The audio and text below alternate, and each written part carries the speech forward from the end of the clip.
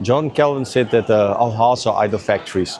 Now, if you look around here, you can see what he said is pretty true, because here's his religion and all these idols that they created. More than a million gods. I don't know how many they do exactly have, right? So many idols, but they're not the only ones. I just mentioned I read recently about a woman who moved to South Korea just to be in a country where BTS sings now and then, kind of idea, right? Other people idolizing which soccer stars you're idolizing, which stars, idolize. We create idols. Look around you can see, you're not going to see so many people willing to get into a church. So many people, everyone claims to want to know the truth, but where you can find the truth, no one is willing there, right?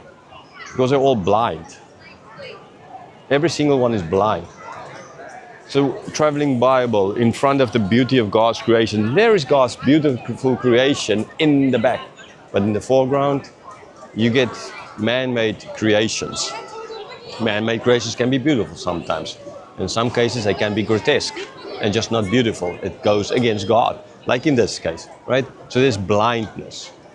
And we need to be healed of that. And again, this is what is happening in this chapter. So, chapter 9, verse 1. As he passed by, he saw a man blind from birth. So Jesus walking past, like all these people walking past here, he walked past and he saw that there's this man that is blind. How did he know he's blind from birth? Well, I mean, I'm pretty sure that the stories again would spread that like with the lame man earlier at the pool of Bethesda, the stories were spread, and Jesus could have heard that there's that famous blind man that he's been blind from birth. Okay, but it's an important point, because this point is blind from birth is going to play into the discussion concerning why is he blind.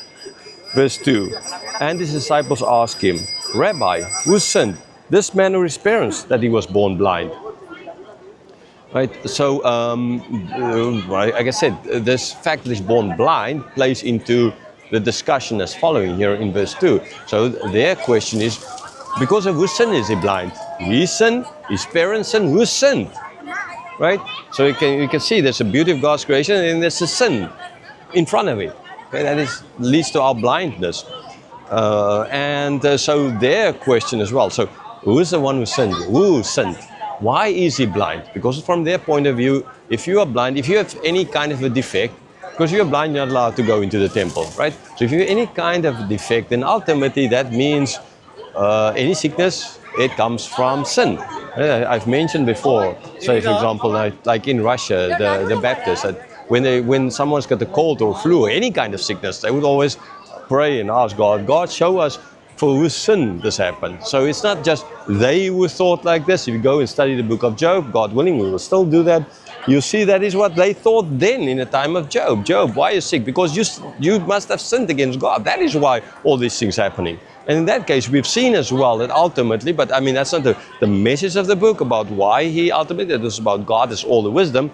But God showed, we know that it's not because of sin per se, a direct sin.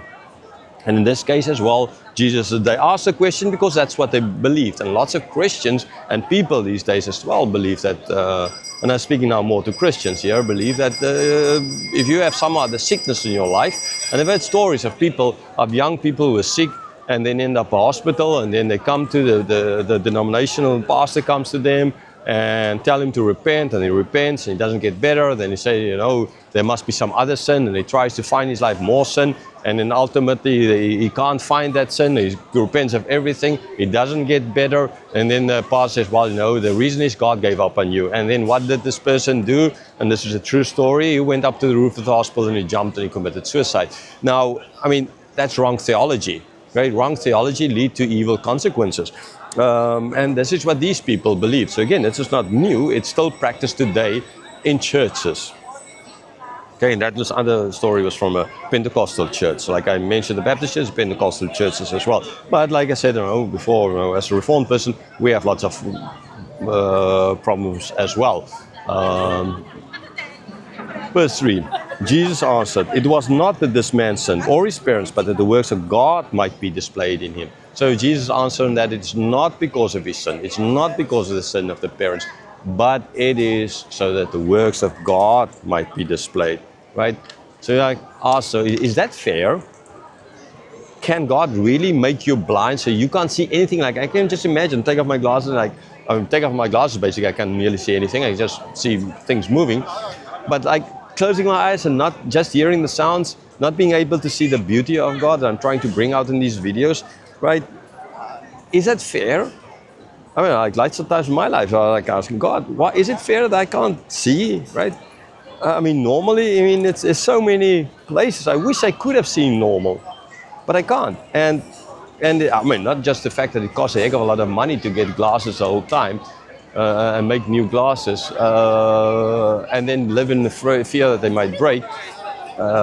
It was not nice growing up with this kind of eyesight. For sure not. I totally hated every moment of it. I always lived in fear in the sense that the glasses will break. And now and then they did. And then I would for 2 weeks go without while the stuff is sent down to Cape Town to come back. Now, this guy was not just short-sighted, he was blind. So is this fair for God to make him blind so that he can just show the works of God? We'll get back to that in the conclusion. Verse 4. We must work the works of him who sent me while it's day. Night is coming when no one can work.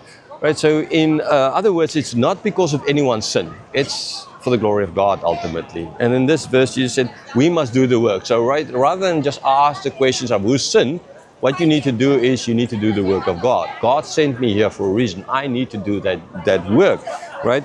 There comes the night time when we won't be able to do this work, right? When maybe I won't be able to stand here because I won't be here, or it would be illegal or anything, or somebody on YouTube might start complaining and they might cut me off or something. I don't know, but that's not important. Jesus is not speaking of that per se here, right? Because his death is coming. So he needs to do the works because his death is coming and then he's going to be resurrected. Yes, but he'll leave. Okay, and other people will do the work. So you need to do the works while there's light. Verse 5. As long as I am in the world, I am the light of the world. Earlier, Jesus already said that I am the light of the world. Here he repeats it. So he's speaking of darkness in the context of black and darkness in the context of this blind man. So he's using the blind man like I'm using now all these evil things created by man, all these false gods, idols being created by man in front of the true beauty that God created. Okay? I'm using this example, like Jesus is using the blind man, the fact that he can't see, as an example ultimately of that he is the one who's light, and he's going to give this guy sight. So in that sense, now it's a clear example. It's not just saying something, but since he's going to heal him, he's going to give him light. And this is what Jesus is. So he's speaking of the light. He needs to work because he is the light. Because again, like I said, he's going to die soon. So he needs to do the work of the Lord while he is there. Then he will leave, die and resurrected and come back. But we will take it further. And that is as well a lesson in that for us as well. We mustn't be afraid to die. While we're still alive, we need to do the work of God. Some other time we're going to die. But don't waste your time. Right? Don't waste your time. Now is the time. Now you're alive. Now you need to work for the Lord. Because when you're dead, it's too late. Yes, other people will continue to work, but you are missing out. Okay? Jesus even saying, I mean, it's through other people going to do the work. But he's still not saying, oh, okay, because I'm going to do the work through other people, I don't need to do anything now. Right? No, he said, I need to do the work. Others will continue. So the same for you as well. Do the work while you are alive, because after death, it's too late.